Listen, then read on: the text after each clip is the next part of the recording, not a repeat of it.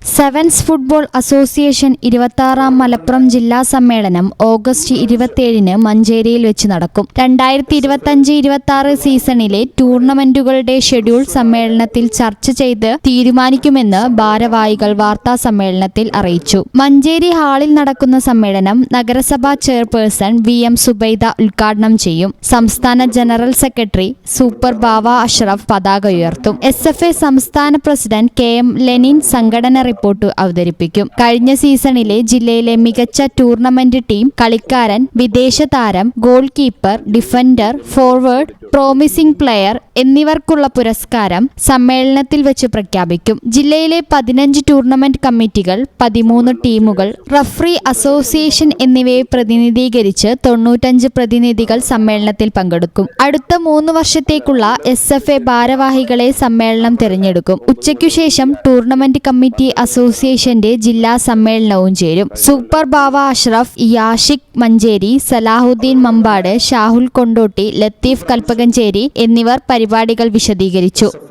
ഈ channel news Manjeri. ഇടനെഞ്ചിലെ സ്വപ്നം മികച്ച ജോലിയാണെങ്കിൽ ഇനി ചിറകു വിരിച്ചു പറക്കാം. Empire College of Science. Empire College of Science, Moondal, Kuttipuram, Malappuram.